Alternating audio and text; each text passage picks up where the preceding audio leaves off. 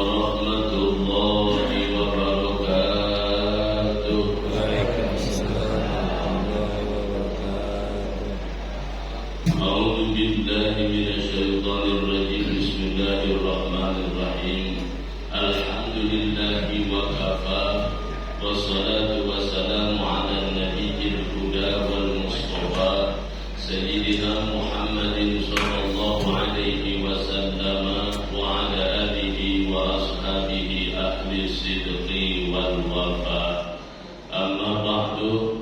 Qala Allah ta'ala fi kitabihil karim. Bismillahirrahmanirrahim. Wa ta'awanu 'alal birri wat taqwa wa la ta'awanu 'alal itsmi wal 'udwan.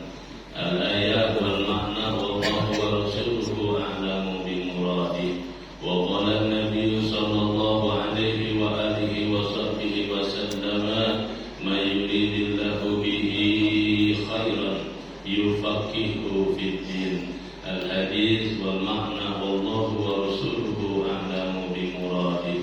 Sayyidul masyayikh wa ulama'ana al-'izza, para alim, para ulama, para kiai, ustaz, ustazah, tokoh-tokoh agama, tuan-tuan guru, guru-guru ngaji, tokoh masyarakat, tokoh pemerintah, pemuka adat, terkhusus seluruh jajaran pengurus Masjid Al-Qahar, Bapak dan Ibu hadirin wal hadirat sekalian, insyaallah kita adalah termasuk hamba-hambanya Allah yang dimuliakan oleh Allah Subhanahu wa ta'ala. Amin ya rabbal alamin.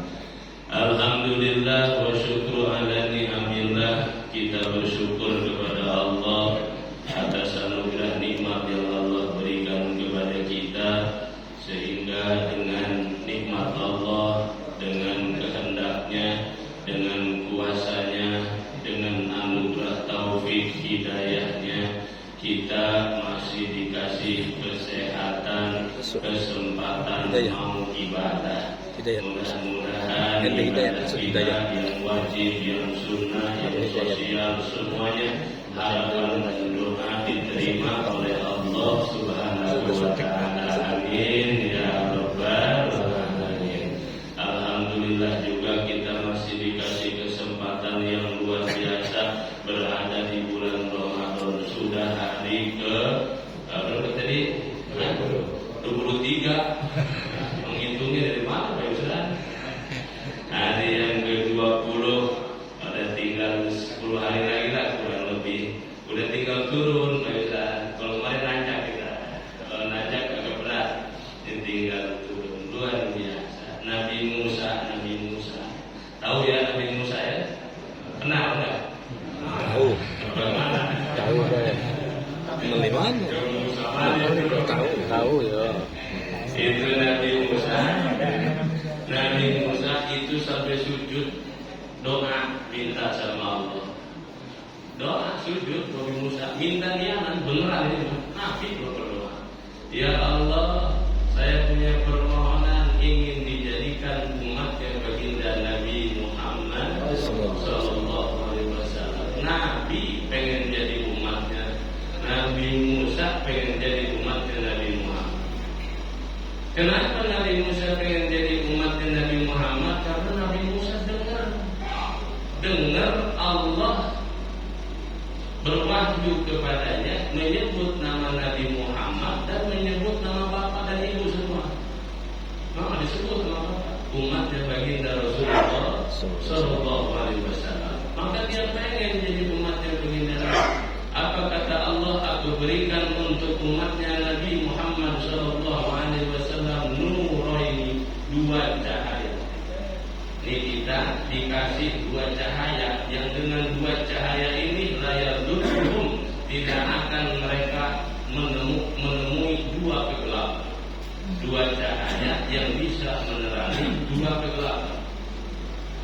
Apa saja? Yang pertama, nurul Quran wa nurul Ramadan, cahaya Al-Quran, cahaya Ramadan 2. Nabi Musa pengen jadi bagian umatnya baginda Nabi, karena dibagi di umatnya baginda Nabi ada 2 cahaya, cahaya Al-Quran dan cahaya Ramadan. Alhamdulillah. Itu cahaya Al-Quran dan cahaya Ramadan bisa menerangi dua kegelapan. Ini dua kegelapan PLN Indonesia kagak mampu menerangi. Enggak bisa. Gelap apa itu? Gelapnya alam kubur sama gelapnya hari kiamat. PLN nyerah. Mau menerangi alam kubur nyerah ya. Enggak bisa. Genset segede apa sehingga mempan menerangi alam kubur. Nah, kecuali dua cahaya tadi, cahaya Al-Quran dan cahaya Ramadan. Nah, kita bukan nabi, bukan orang-orang hebat kata kita penilaian. Soleh juga biasa saja, tapi dikehendaki Allah jadi umat yang baginda Nabi mendapatkan dua cahaya, cahaya Al-Quran dan cahaya Ramadan. Alhamdulillah, luar biasa. Kita masih berada di bulan Ramadan nih, tinggal 10 hari lagi. Malam-malamnya mulia Ramadan itu, siangnya juga mulia. Apalagi di malam Ramadan ada 5 malam yang hebat, yang luar biasa di bulan Ramadan. 5 malam. Semua malam ini nggak ada di malam-malam bulan lain, cuma ada di bulan Ramadan. 5 malam luar biasa. Luar biasanya apa? Di situ ada nafahatul rabbani, anugerah Allah berupa kemuliaan itu sangat luar biasa. Malam apa saja itu? Mudah-mudahan ketemu kita nih ya. Yang pertama adalah malam awal Ramadan. Malam absen disebut dengan Lailatul Nadhrah. Lailatul Nadhrah, malam Allah lihat hambanya yang masuk Ramadan dengan senang mengerjakan ibadah. Sudah belum kita? Masuk Ramadan sudah absen sudah ya? Sudah checklist ya. Sidik jari absen malam awal Ramadan. Itu malam luar biasa. Allah melihat hambanya, dan siapa yang dilihat oleh Allah dengan pandangan rahmat tidak akan menerima siksa dunia akhirat. Amin ya rabbal alamin. Sudah lewat ya. Nah, yang kedua, ada malam hebat di bulan Ramadan, yaitu malam raja ketemu raja. Raja ketemu raja. Berarti ada berapa raja? 2 raja. Malam apa itu? Malam Jumat. Jumat itu Sayyidul Ayyam, rajanya hari. Ramadan itu Sayyidul Syuhur, rajanya bulan. Raja ketemu raja, itu luar biasa hebat. Maka disebut dengan Lailatul Barokah. Setiap malam Jumat di Ramadan disebut dengan malam penuh keberkahan, karena ada raja ketemu raja. Alhamdulillah. Sama kemerdekaan kita di bulan Ramadan, raja ketemu raja. Kemerdekaan kita hari Jumat, bulannya bulan Ramadan, raja ketemu raja, merdeka kita. Alhamdulillah. Tahun 45 17 Agustus. Terus berapa tuh? 2. Yang ketiga disebut dengan Lailatul Badri atau Lailatul Nusrah atau Lailatul Mu'jizat.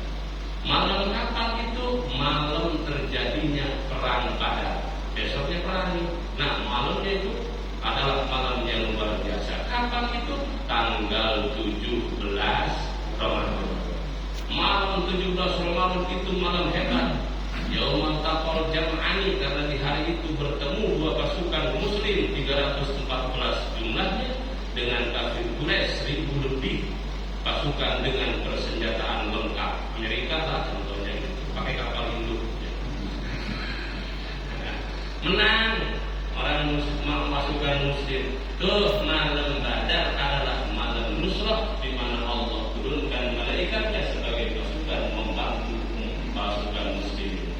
Malam 17 Ramadan. Yang keempat, malam paling mulia di bulan Ramadan adalah disebut dengan Lailatul Azimah, atau ulama yang mengatakan Lailatul Azimah. Mau Azimah berpakainya Azimah, sahabat. Maknanya agung dan mulia. Malam apa itu? Disebut dengan malam Lailatul Qadar. Sudah ketemu Lailatul Qadar Pak? Belum. Terus Lailatul mana yang ditemuin?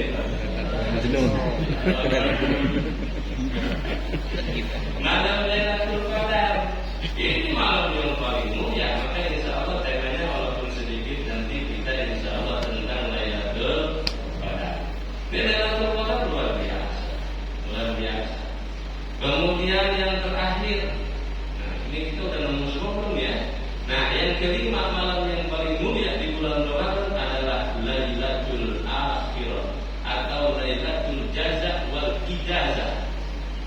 juga dikatakan oleh ulama Lailatul Ujrah, malam gajian. Malam gajian. Seneng apa enggak? Seneng gawe lama gajian, seneng enggak? Seneng. Malam THR.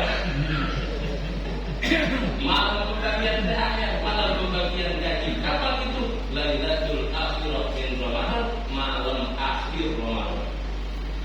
Saatnya orang yang beribadah dapat pahala dari Allah. Saatnya orang yang ibadahnya full di malam Ramadan, Allah kasih ijazah, Allah kasih pembalasan yang luar biasa. As-shaumu li wa ana ajzi bihi, kata Allah. Puasa adalah untukku dan aku yang akan membalasnya langsung.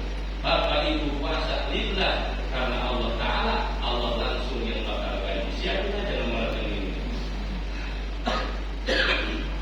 Nah, Bapak jamaah dari Maghlumullah, maka sekilas tentang Lailatul Qadar. Lailatul Qadar, saya bawa kitab Al-Bunyah karya dari Syekh Abdul Qadir Al-Jilani kepada Sallallahu Alaihi Wasallam. Semoga bermanfaat. Beliau ulama tahun 457 Hijriah. Kitabnya banyak, ahli tafsir. Kalau tafsirnya namanya Tafsir Al-Jilani. Dan jamaah rahimakumullah, kata beliau menafsirkan ayat inna anzalnahu fi lailatul qadar. Sesungguhnya kami yang agung, kok bukan aku, kenapa mesti kami? Dan kebanyakan Allah dengan kuasanya menggerakkan makhluknya. Mau bahasa kami bagi Allah, jangan kami, Allah itu banyak, Allah itu akal tunggal. Makna kami dimaksud Allah menggerakkan makhluknya, diberikan kemampuan makhluknya pada malam Lailatul Qadar diturunkannya Al-Qur'anul Karim. Alhamdulillah di sini sudah 15 kali hatam katanya ya. 16 malah ya. Alhamdulillah. Al-Quran, Masya Allah, luar biasa. Malam Lailatul Qadar adalah malam turunnya Al-Quran jumlatan wahidatan sekaligus. Saya nggak bahas proses turunnya Al-Quran. Al-Quran yang kita baca nih, turunnya dulu adalah malam Lailatul Qadar. Turunnya jumlatan wahidatan ke Baitul Izzah, dari Lauh Mahfuz ke Baitul Izzah. Ini kiblat ada 5 kiblat tuh. Kalau makhluk bumi kiblat namanya Baitullah. Tuh bagi manusia Baitullah kiblatnya. Kalau makhluk langit, langit pertama nih namanya Baitul Izzah. Itu ada malaikat yang tawaf di situ. Kiblatnya mereka namanya Baitul Izzah. Di atas Baitul Izzah ada lagi malaikat yang lebih mulia namanya Bait Al-Ma'mur. Di langit ke-7 katanya. Di sana ada Nabi Allah Ibrahim alaihissalam. Terus di atasnya lagi ada namanya kursi-kursi. Itu tempat tawafnya malaikat. Di atas kursi ada lagi aras. Aras itu tempat tawafnya malaikat. Dan jaraknya itu sama. Ka'bah, terus Baitul Izzah, Baitul Ma'mur, kursi, aras. Jadi nggak pernah berhenti yang tawaf di Ka'bah. Walaupun nggak ada orang, malaikat tetap tawaf. Karena berurusan ke sana. Karena Ka'bah adalah pusatnya bumi. Pusatnya bumi Ka'bah. Kalau nggak percaya ukur deh. Nah, pakai penggaris. Kenapa Islam tukang ukur? Ka'bah itu pusatnya bumi. Yang bilang saya Pak Nabi, makanya nggak perlu ukur lagi, saya percaya aja. Kalau tempat yang paling tinggi di bumi Masjidil Aqsa, itu tempat yang paling tinggi di bumi yang jaraknya dekat dengan langit. Itu kenapa Nabi Mi'raj dari sana. Rahasianya Nabi Mi'raj dari Masjidil Aqsa, kata jarak Masjidil Aqsa lebih dekat ke langit. Dan jemaah rahimakumullah, Al-Quran turun pada malam Lailatul Qadar. Alhamdulillah. Turun ke Nabi dari Baitul Izzah selama berapa? 23 tahun lebih. Turun berangsur-angsur ayat per ayat. Dihafal oleh Nabi karena Nabi umi, tidak bisa baca, tidak bisa tulis. Ingat, jangan ngertiin bodoh. Enggak punya adab. Nabi kita bodoh, enggak punya adab.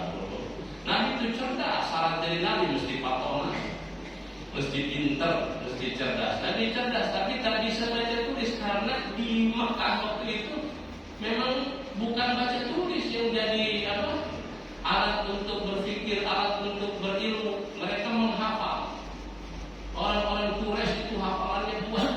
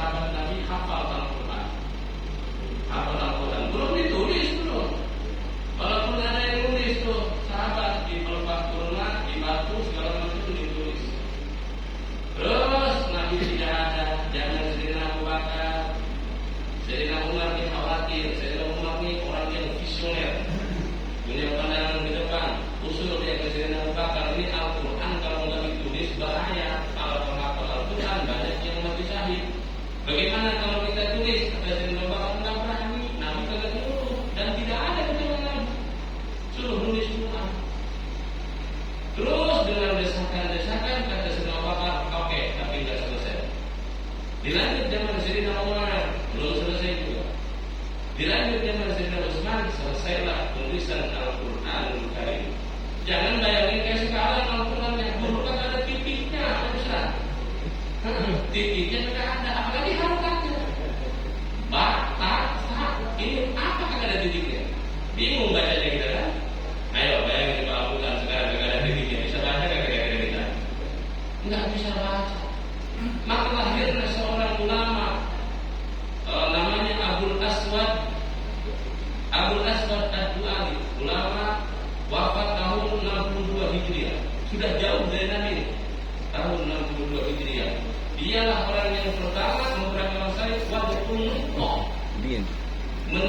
Ngasih titik ke huruf-huruf. Ba, titiknya satu di bawah, ta, titiknya dua di atas, ta, titiknya tiga di atas, jim, ada titiknya di tengah, ha, non titik dal, titik satu di atas, ro, ada titik zai, kasih titik di atas, sin, non titik shin, titik tiga di atas, dan seterusnya.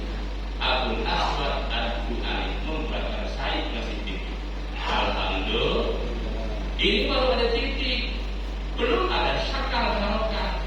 Sulit bacanya. Kita bolong aja kuning, kita apalagi kita bundul. Ini nggak ada harokatnya, bundul.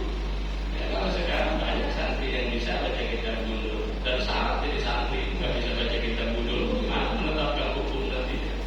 Nah, kemudian lahirlah seorang ulama lagi. Tahun berapa? Tahun 170 Hijriah. Namanya Syekh Khalil bin Ahmad Al-Faraidi. Ulama wafat tahun 174 Hijriah. Dialah yang kemudian wad'us syakal atau wad'ul harokat, yang menetapkan harokat. Alif di atas, a, alif di bawah, i, alif di depan, u dibaca, a, i, u, ba di atas, ba, ta di atas, ta, o di atas, o dibaca, ba, ta, o. Al-Imam Khalil bin Ahmad Al-Faraidi wafat tahun 174 Hijriah.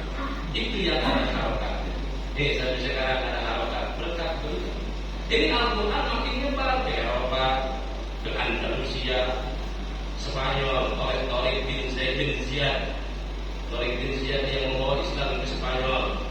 Pasukan mengerebut Ibrahim ke Andalusia. Bulan apa? Bulan Ramadan kejadian. Kemudian di Al-Quran makin nyebar, susah dibaca. Nggak bisa langsung baca baik.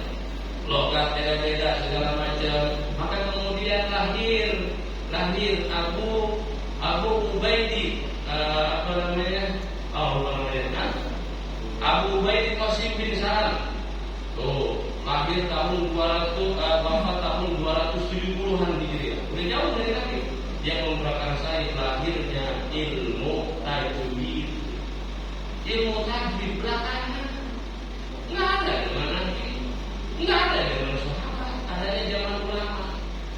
Tapi kalau nggak pakai tajwid itu dosa kita baca, benar nggak? Ini bid'ah, ini bahaya. Ayo, mau baca Quran nggak pakai tajwid? Nggak bisa baca Quran mana ikhfa, muncul idgham, muncul ikhfa, muncul iqlab, mad, ada mad tariqi, ada mad lahim, ada mad mad zila, ada mad jaiz, ada mad wajib. Kita tahunya mad apa? Madmur. Madmur kalau terus belum selesai. Ini dialek banyak. Jangan sampai orang India ngajinya pakai rapi India, mereka kucing-kucing otaknya. Suruh imam di sini goyang semua ya. Maka mesti ada disiplin ilmu dalam membaca dan berlaku. Lahirlah ilmu qiraat.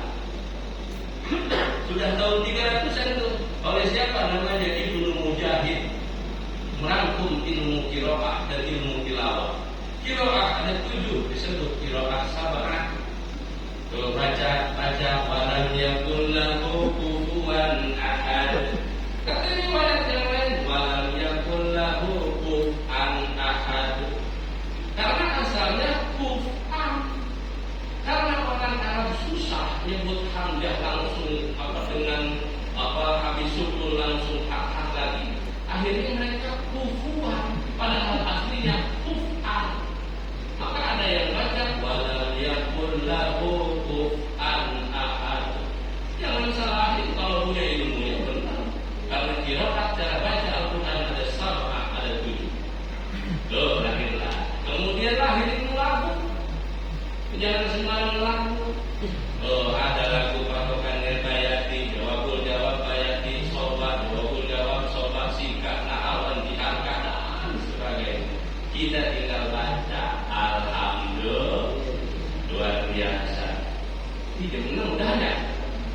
cepat ini. Dan apa jamaah rahimahumullah, berbicara tentang Lailatul Qadar, luar biasa saya baca gitu ya. Nah, mudah-mudahan bermanfaat tentang Lailatul Qadar. Asbabun nuzul ayat turunnya Lailatul Qadar. Ayat inna anzalnahu fi lailatil qadar. Satu ketika Nabi cerita kepada para sahabat tentang Nabi Nuh, tentang Nabi Ayub, tentang Nabi Zakaria, ibadah mereka luar biasa. Akhirnya timbul keresahan. Nabi Nuh umurnya 950 tahun. Nabi Nuh. Kata baginda Nabi, resah nih dengan sahabat kami umurnya pendek-pendek, bagaimana bisa ibadah maksimal? Ibadah kalau pensiun baik kan mulainya. Alhamdulillah. Lanjutnya Papua ini Pak. Nah kemudian datanglah turunlah malaikat Jibril alaihissalam, ya Rasul, jangan berkecil hati. Umatmu diberikan satu malam, yang satu malam itu melebihi daripada 1000 bulan atau 83 tahun 4 bulan. Luar biasa. Ibadah semalam itu. Lalu bagaimana kita menemukan Lailatul Qadar? Jangan dicari, cuma diburu dicari itu apaan? Nggak usah dicari. Pokoknya mah ibadah saja. Ibadah kita apa? Nggak banyak ibadah, malas ibadah kita. Yang penting jangan maksiat. Orang yang tidak maksiat dan pas kebetulan itu malam Lailatul Qadar, dia akan mendapatkan keberkahan malam Lailatul Qadar. Apalagi maksiat enggak sambil ibadah, double itu. Alhamdulillah. Nah, Bapak jamaah rahimahullah. Terus kapan Lailatul Qadar itu? Nah, Lailatul Qadar nih beda-beda. Tapi Imam Syafi'i, Imam Syafi'i beliau mengatakan bahwa biasanya Lailatul Qadar itu di 10 hari terakhir Ramadan.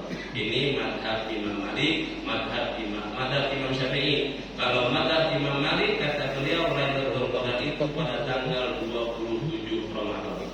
Nah, mau pakai 10 akhir Imam Syafi'i patokannya. Mau ikut Imam Malik tanggal 27.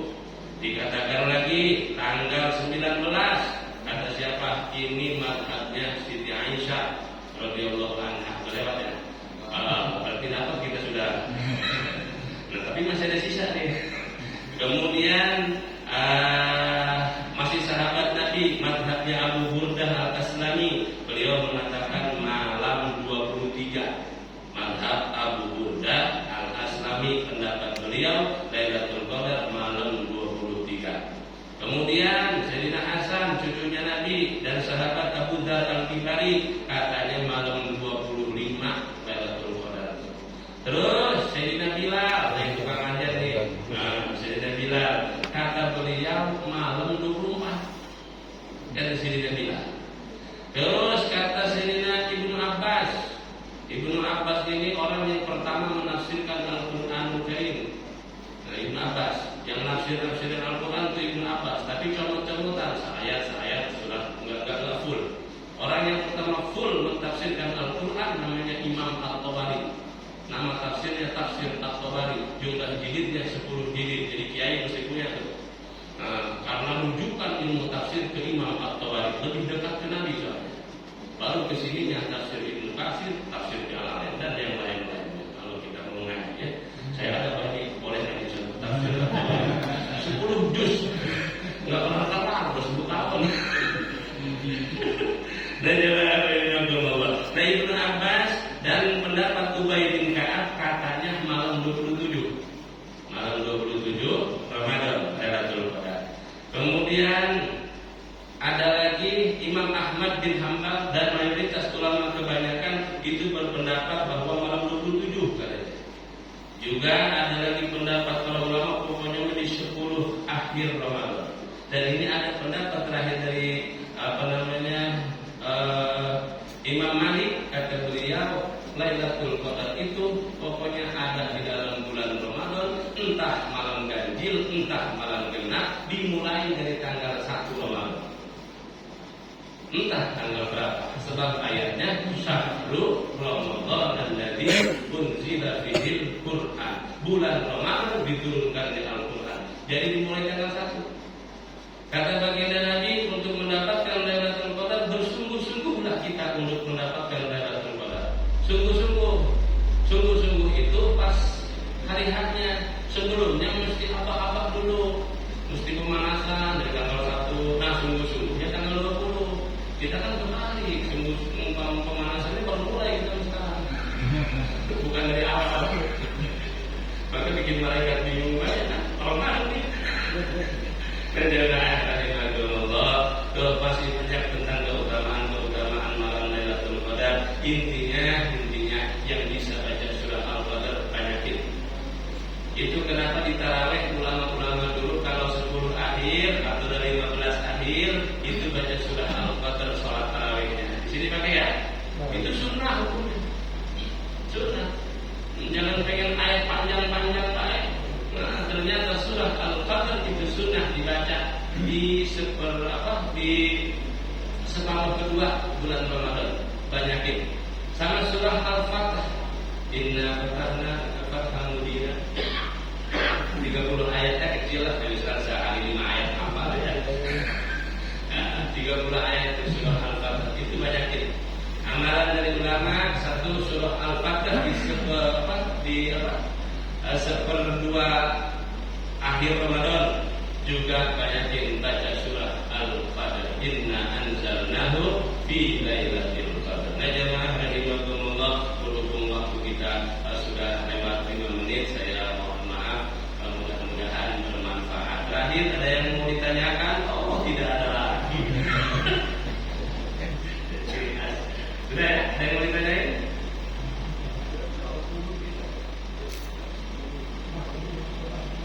Bab kunut ya. Kalau bab kunut, pendapat Imam Syafi'i dari mulai malam 16 ya. Malam 16 sampai akhir. Kunut boleh. Jadi separuh Ramadan setelah 15 malam 16 mau kunut silakan. Tidak kunut tidak apa-apa. Jangan maksain kita yang kunut laju, tidak kunut juga boleh. Berdoa doa hatam Quran di witir boleh silakan. Misalkan kita hatam Quran dibaca doanya di pas witir tarawih, silakan enggak apa-apa. Dari imamnya yang hafal doanya. Nah, boleh baca buku boleh, tapi mesti pakai kacamata nanti lupa dia enggak baca. Sudah nih? Sudah ya? Iya tadi kita.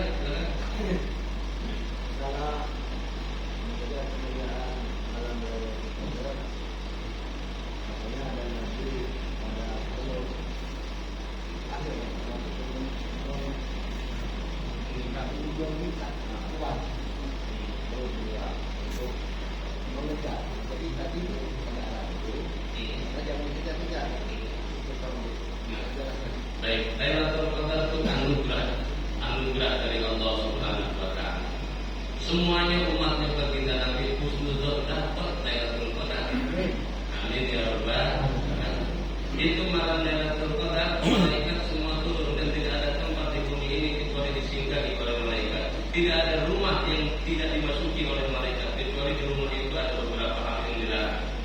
Ada patungnya yang menyerupai 100% makhluk hidup.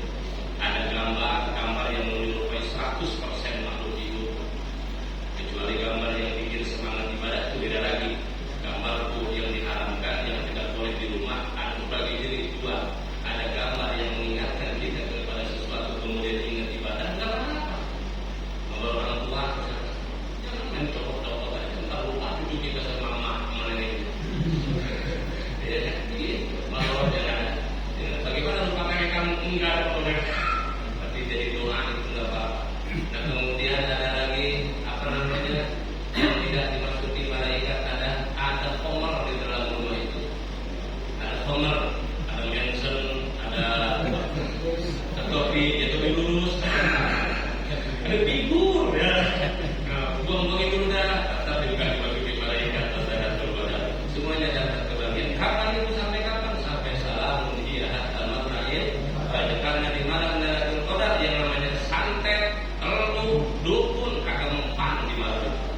sihir gampang. Salamun hiya hatta matla'il fajr.